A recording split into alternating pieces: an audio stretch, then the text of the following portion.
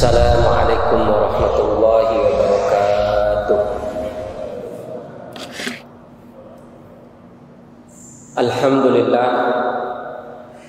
Alhamdulillahilladzi nahmaduhu wa nasta'inuhu wa nastaghfiruh wa na'udzu billahi min syururi anfusina wa min sayyiati a'malina. May yahdihillahu fala mudilla lahu wa may yudlilhu fala hadiyalah. Asyhadu an la ilaha illallah wahdahu la syarika lah wa asyhadu anna Muhammadan abduhu wa rasuluh la nabiyya wa la rasulahu ba'dah. Qala Allah ta'ala fi kitabil karim ba'da a'udzu billahi minasy syaithanir rajim. Bismillahirrahmanirrahim. Ya ayyuhalladzina amanu taqullaha haqqa tuqatih wa la tamutunna illa wa antum muslimun. Wa qala ya ayyuhalladzina amanu taqullaha wa qulu qawlan sadida yuslih lakum a'malakum wa yaghfir lakum dhunubakum wa may yuti'illaha wa rasulahu faqad faza fawzan 'azima.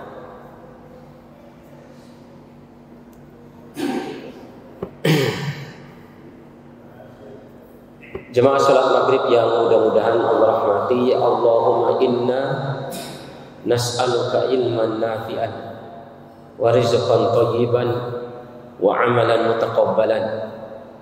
Ya Allah, kami mohon kepadamu ilmu yang bermanfaat, rezeki yang baik, dan amal yang diterima di sisimu. Ini disunahkan oleh Nabi SAW untuk dibaca satu kali habis waktu sholat subuh dan habis sholat maghrib satu kali. Alhamdulillah kita sudah sama-sama berdoa tadi. Jemaah sekalian yang mudah-mudahan Allah rahmati, kemarin telah kita bahas surah Al-Ma'un. InsyaAllah pada kesempatan yang berbahagia ini kita akan bahas kaitan dengan surah Al-Quraisy, surah khusus yang berkenaan dengan kenikmatan yang Allah berikan kepada orang Arab, tapi tidak semua orang Arab, hanya yang Quraisy, ya. Hanya yang Quraisy, sehingga surat ini dinamakan surah Quraisy. Jemaah sekalian yang mudah-mudahan Allah rahmati, a'udzu billahi minasy syaithanir rajim. Bismillahirrahmanirrahim. Li'ilafi Quraisy. Kebiasaan berkumpulnya orang-orang Quraisy. Jadi kalau di Mekah atau umumnya di Jaziratul Arab, lebih khusus di Mekah, marga yang paling besar di Mekah itu adalah marga Quraisy. Dan ini marga yang paling mulia. Maka Allah Subhanahu wa taala ingatkan kepada orang-orang Arab Quraisy, li'ilafi Quraisy. Ingatlah oleh kalian wahai orang-orang Quraisy, nikmat di mana aku berikan kemuliaan khusus kepada kalian, yaitu sebagai orang Quraisy. Ya. Ada di dalam sebuah riwayat ketika Nabi SAW meninggal, orang-orang Arab Madinah mengusulkan calon yang akan menjadi pengganti Nabi, penerus Nabi, yakni Sa'ad bin Mu'adz. Sementara dari orang-orang Mekah mengusulkan Umar ibnul Khattab. Sama-sama Arab, sama-sama keturunan Arab, sama-sama luar biasa pengorbanannya dan perjuangan dan pembelaannya kepada Nabi SAW. Tapi ketika datang Abu Bakar mengatakan al-a'immatu min Quraisy, ketahuilah oleh kalian, saya mendengar sabda Nabi SAW, sesungguhnya pimpinan puncak itu adalah harus dipegang oleh orang-orang Quraisy. Maka Sa'ad bin Mu'adz yang orang Arab Madinah tereliminasi, tidak masuk calon karena gagal dia sebagai keturunan orang Quraisy. Maka tinggal satu calon ini adalah Umar ibnul Khattab. Umar ibnul Khattab Mekah, keturunan Quraisy. Tapi Umar ibnul Khattab sadar diri, dia ini belakangan masuk Islamnya. Yang lebih duluan masuk Islam dan yang menjadi sahabat mulia Nabi SAW adalah Abu Bakar. Ya, maka Umar ibnul Khattab mengangkat dan membaiat Abu Bakar sebagai penerus Nabi, khalifah. Keutamaan orang Quraisy. Jadi ini jemaah sekalian keutamaan. Jadi karena ini marga terbesar. Quraisy ini marga mulia kemudian terbesar. Marganya orang Arab ini marga Quraisy. Ya. Maka kemuliaannya orang-orang Quraisy ini dia harus memegang pimpinan puncak, yaitu khalifah itu ulama semua sepakat tidak boleh di luar daripada Quraisy. Tidak boleh di luar daripada Quraisy. Maka jemaah sekalian, keunggulan yang kedua orang-orang Quraisy ini sebagaimana mazhabnya Imam Syafi'i, kalau ada perbedaan pendapat dalam masalah fikih mazhab Syafi'i, lebih memilih pendapat ulama yang dimana ulama itu bermarga Quraisy. Jadi kalau orang ulamanya marganya Quraisy mengatakan bahwa sesuatu yang menjijikkan ini adalah tidak haram, maka mazhab Syafi'i serahkan, mentarjikan, mensohekan, mengutamakan pendapat ulama yang ulama ini bermarga Quraisy. Wal wuzara bidunil Quraisy. Jadi kalau menteri-menteri, pembantu-pembantunya, nah itu bisa dari orang di luar daripada Quraisy, ya. Bisa di luar daripada orang-orang Quraisy. Kemudian keunggulan yang ketiga, orang-orang Quraisy ini masya Allah,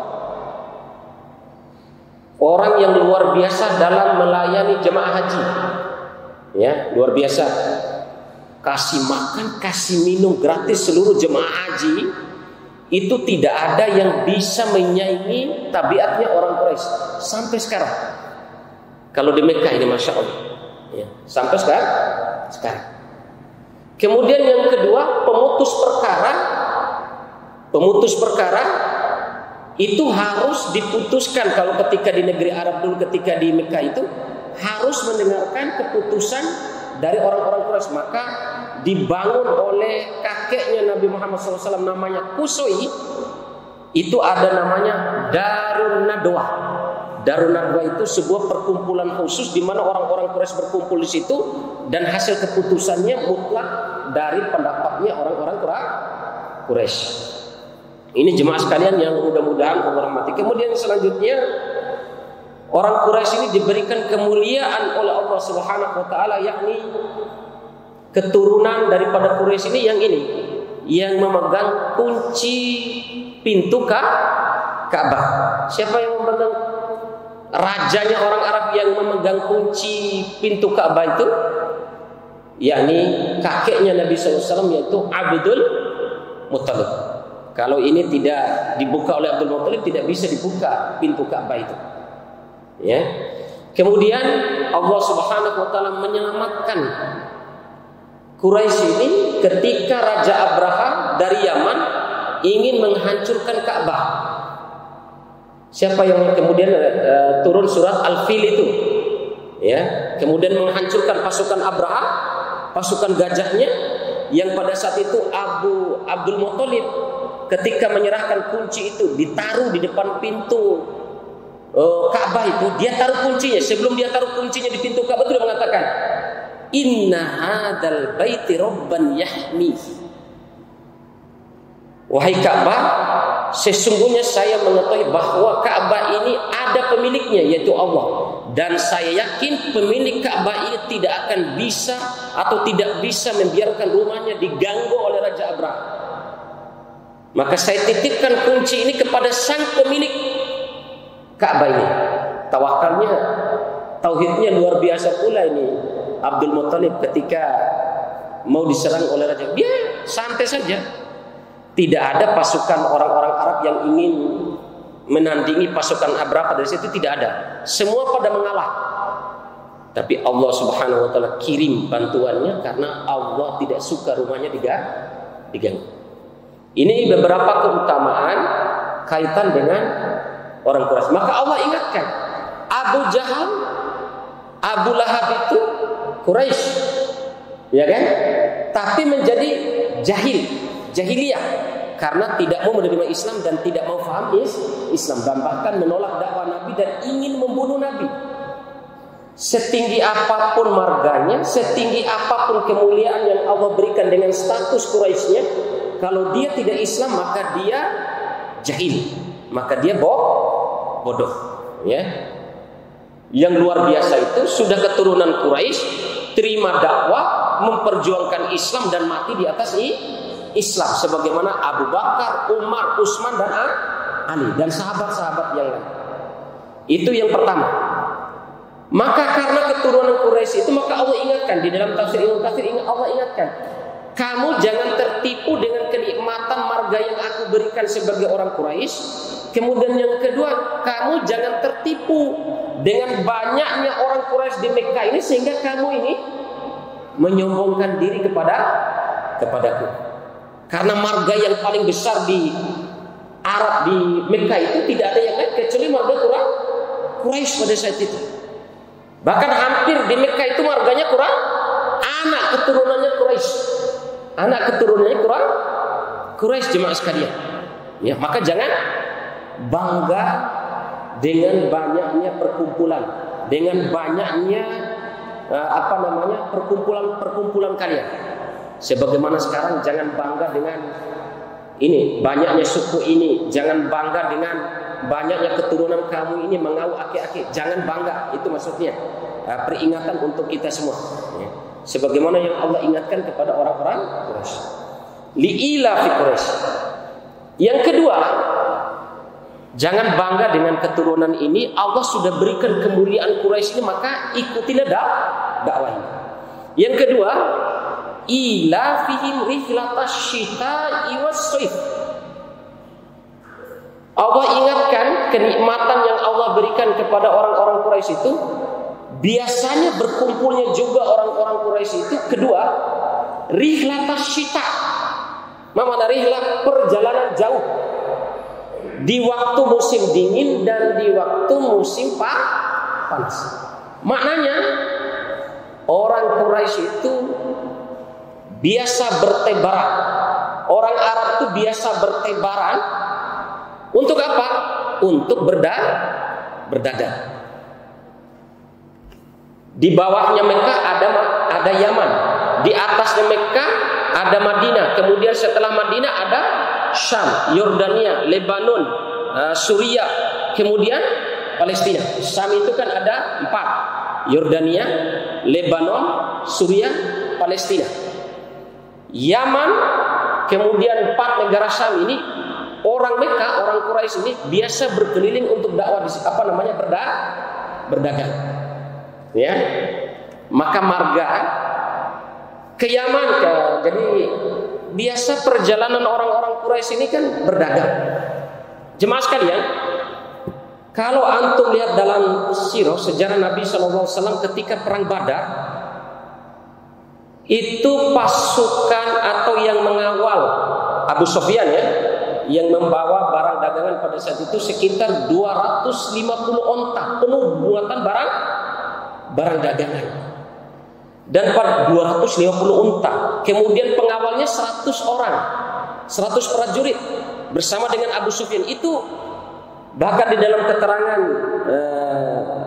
Rohikul Maktum Syekh Sofir Rahman Al-Barquri, ketika Abu Sufyan ini pergi membawa barang dagangnya ke negeri Syam itu, tidak ada yang tersisa, emas, kalung dan apa saja yang dimiliki oleh orang Quraisy di Mekah itu, kecuali mereka titipkan untuk dijual lewat Abu Sufyan ini. Jumlahnya berapa? 50.000 dinar. Satu dinarnya itu sekitar 4,5 gram emas. Berarti kalau sekarang dihargakan saja 3 juta atau 2 juta, 50.000 dinar itu hampir 100 M. Kalau dihargakan 2 juta ya, dihargakan 2 juta.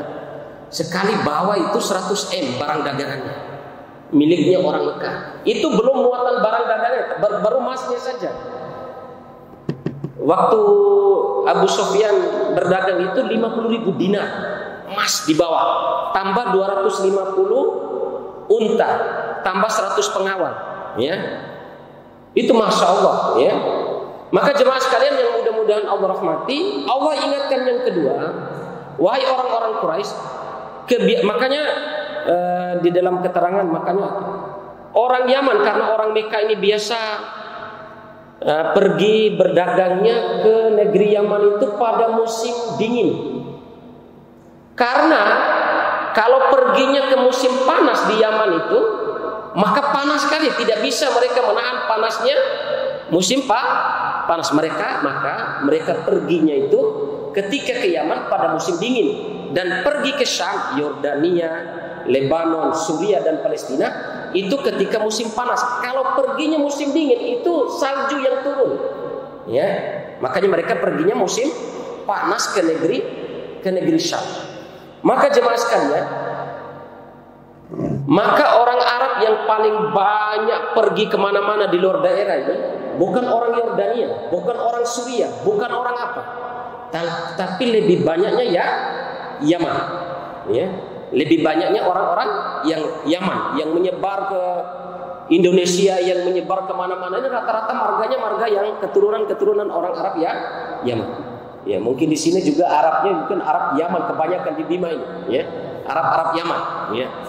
Jemaah sekalian yang mudah-mudahan Allah rahmati, Allah ingatkan, hobinya kalian berdagang, hobinya kalian berbisnis ketika ke Yaman pada musim dingin dan ketika ke negeri Syam pada musim panas, jangan sampai melalaikan kalian berbangga-bangga diri dengan seperti itu. Artinya harta yang kalian jual, kalian bisa keliling ke negeri manapun untuk berdagang ini, itu tidak membuat kalian mulia dengan marga Quraisy itu, dan tidak membuat kalian itu mulia dengan banyaknya dagangan yang kalian miliki. Siapa yang tidak kenal dengan Abu Sufyan itu kaya. Siapa yang tidak kenal dengan Abu Jahal dan Abu Lahab itu kaya. Marganya marga Quraisy. Tapi mereka menolak ibadah sehingga mereka menjadi orang yang rugi dan dimasukkan ke dalam nerakanya Allah Subhanahu wa taala. Ya, apalagi kematiannya Abu Lahab itu mengerikan. Kematiannya Abu Jahal, Masya Allah, dimasukkan di satu liang kubur dengan banyak teman-temannya yang lain, ya. Ini Masya Allah, mereka Quraisy tidak boleh bangga dengan kequraisannya, tidak boleh bangga dengan marganya, tidak boleh bangga dengan hobinya berdagang, dengan kekayaan yang kalian miliki. Tapi puncaknya adalah falyabudu rabb hadzal bait, ya. Falyabudu rabb hadzal bait, yang membuat kalian itu mulia, yang membuat kalian itu menjadi orang yang dikasih dan disayangi oleh Allah, dicintai dan diridhoi Allah. Falyabudu rabb hadzal bait, hendaklah kalian menghambakan diri, menghinakan diri kepada Rabb pemilik rumah ini, Rabb hadzal bait. Itu yang membuat orang mulia. Falyabudu rabb hadzal bait, itu yang membuat kalian mulia ini, ya. Maka jemaah sekalian yang mudah-mudahan Allah rahmati, kita mungkin tidak bermarga Quraisy, jangankan bermarga Quraisy, Arab aja tidak, kan gitu, kecuali yang Arab, ya, alhamdulillah. Kalau kita ini, kita tidak Arab, apalagi kalau berharap marganya marga Quraisy, kok tidak beribadah kepada Allah, lalu apa yang mau diandalkan, gitu kan, begitu. Tapi kalau kita ini tidak bermarga Quraisy, tidak orang Arab, tapi kita falyabudu rabb hadzal bait, selalu menghinakan diri, merendahkan diri, menjadi hamba Allah, mengharap kasih sayang dan ridhonya Allah. Rasul sallallahu alaihi wasallam mendengarkan, wahai Bilal, saya barusan mendengar dengan mukjizat yang Allah berikan telah mendengar suara telapak sandal kamu di surga. Memang amalan khusus kamu tuh apa? Nah, Bilal mengatakan, saya biasa sholat, habis wudhu tuh saya sholat terus. Itu, ya. Bilal, hamba sahaya, hamba yang dikakain, dipoe, di apa segala. Tapi dia menjadi mulia karena fal ya'budu rabbaha hadzal bait. Maka lebih mulia lagi kalau orangnya Quraisy, ibadah taat kepada Allah lebih mulia lagi. Nah, itu maksud saya, ya. Fal ya'budu rabbaha hadzal bait. Kemudian jemaah sekalian yang mudah-mudahan Allah rahmati, apa yang disembah itu? Bait itu rumah. Tapi ketika bait itu disambungkan dengan nama Allah, maka rumah itu akan menjadi mulia. Baitullah, Ka'bah. Fal ya'budu rabb hadzal bait. Bukan kita menyembah. Kenapa kita disuruh untuk menghadap kiblat yaitu Ka'bah? Bukan berarti kita menyembah Ka'bah itu, tidak, tapi pemilik Ka'bah itu yang kita sembah. Karena itu adalah mulia. Maka jemaah sekalian yang mudah-mudahan Allah rahmati. Kemudian ayat selanjutnya. Kalau kita ini ragu, Ustaz, kalau nanti kita kebanyakan ibadah, sholat apa segala, kemudian kita nggak berdagang, kita mau makan apa? Anak-anak saya nanti, kalau nanti saya meninggal apa begitu? Apa yang harus saya tinggalkan? Jemaah sekalian yang mudah-mudahan Allah rahmati, Allah jawab. Maksudnya itu, jangan kalian tertipu dengan bisnis kalian, dengan dagang kalian sehingga kalian lupa ibadah kepada Allah. Tapi beribadahlah kepada Allah Subhanahu wa taala, tapi niatkan dagangan kalian apa segala itu untuk dalam rangka ibadah kepada Allah. Maka Allah ingatkan, kalau kita takut sholat terus tapi miskin dan yang lainnya, alladzi at'amahum min ju'in wa amanahum min khauf. Allah jawab keraguan orang-orang Quraisy, kalau banyak ibadah terus, banyak begini terus, ya kuranglah waktu saya untuk berbisnis, kuranglah waktu saya untuk mencari nafkah. Tidak, alladzi at'amahum min ju'in wa amanahum min khauf. Ingat, Allah lah yang memberi makan kalian ketika kalian lapar, wa amanahum min khauf. Dan dialah Allah yang memberikan jaminan kepada kalian ketika kalian ada rasa takut dan khawatir. Kalau nanti saya meninggal, anak saya makan apa? Istri saya makan apa? Ini. Enggak usah khawatir. Dua ini dijamin oleh Allah Subhanahu wa taala, yaitu dohir, maksudnya makanan. Ya, makan. Kemudian yang kedua rasa takut itu kan sesuatu yang tidak dohir, sesuatu yang tidak nampak. Allah jawab dengan beribadah kepada Allah Subhanahu wa taala. Allah jamin yang dohir itu, yakni rasa lapar kalian dikenyangkan oleh Allah Subhanahu wa taala. Rasa takutnya akan dihilangkan oleh Allah Subhanahu wa taala dengan beribadah kepada Allah Subhanahu wa taala. Jemaah sekalian yang mudah-mudahan Allah rahmati, maka Al-Imam Ibnu Katsir mengatakan, jangan sampai kita menjadi abdud dinar, menjadi hambanya harta. Jangan sampai kita ini menjadi hambanya jabatan. Jangan sampai kita ini menjadi hambanya atasan. Jangan sampai kita ini menjadi budaknya atasan dan yang lain. Tapi jadilah diri kita menjadi hamba Allah Subhanahu wa taala. Tidak sedikit orang yang menghambakan diri kepada jabatan, akhirnya sesuatu terjadi, sirna, habis, musnah, naudzubillah, stres dan yang lainnya. Tidak sedikit orang yang menghambakan diri kepada atasannya dan yang lainnya, hina dan yang lainnya, rugi, stres dan yang lainnya. Ya, maka ikhwan fillah nasallallahu, teori yang diajarkan dalam kisah ini mengajarkan kepada kita di dalam surah Al-Quraisy ini, Allah memberikan nikmat yang begitu luar biasa kepada orang Quraisy. Baik secara marganya, keturunannya, kemudian kebiasaan mereka berdagang dengan kekayaan yang mereka miliki. Itu jangan sampai membanggakan diri, karena itu semua tidak akan bernilai kalau tidak beribadah kepada Allah Subhanahu wa taala. Kemudian kalau kita beribadah kepada Allah Subhanahu wa taala, Allah akan jamin rasa lapar kita, rasa takut kita, Allah akan jamin dengan sesuatu yang Allah cukupkan untuk diri kita. Ini jemaah sekalian yang mudah-mudahan Allah rahmati, yakinkan diri kita, persembahkan diri kita untuk menghambakan diri kepada Allah. Banyak-banyak belajar, banyak-banyak mengkaji ilmu, banyak-banyak merenungi tentang ilmu dan berusaha untuk mengamalkannya dan berusaha untuk meningkatkan iman dan takwa kita kepada Allah Subhanahu wa taala dan perbaharui terus. Kemudian koreksi terus niat kita supaya seluruh aktivitas ibadah kita niatkan supaya Allah melimpahkan kasih dan sayangnya kepada kita. Antum pakai baju, niatkan supaya Allah melimpahkan kasih sayang kepada kita.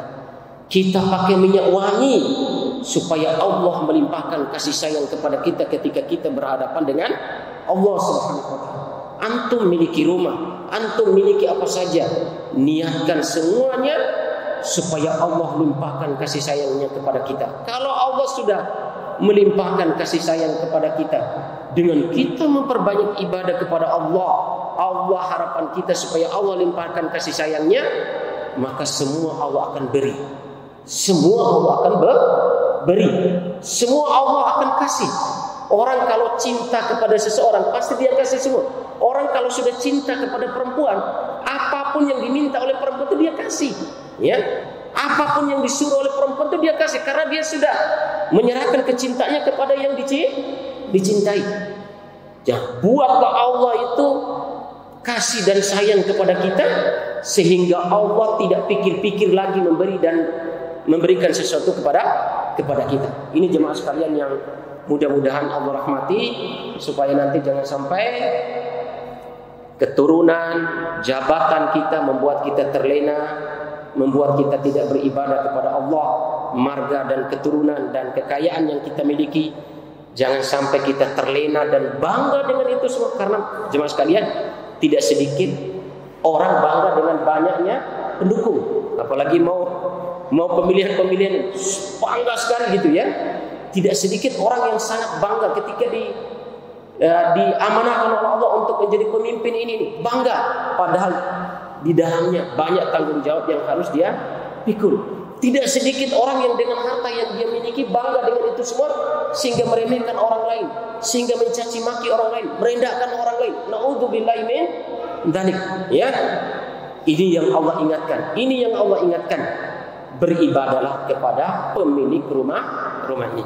Jemaah sekalian yang mudah-mudahan Allah rahmati, karena mungkin sudah dekat Isya, mungkin ini saja yang bisa saya sampaikan. InsyaAllah kita akan lanjut pada pembahasan surah selanjutnya, surah-surah yang pendek. Mudah-mudahan dari surah An-Nas sampai surah Al-Quraisy ini kita sudah paham semua maknanya, tafsirnya, sehingga harapan saya supaya ayat-ayat inilah yang antum baca ketika sholat sunnah, ya, sambil dengan apa yang antum baca itu kita renungkan maknanya sembari kita berharap dan berdoa kepada Allah dengan apa yang kita baca itu. Karena isi semua dalam bacaan salat itu isinya doa.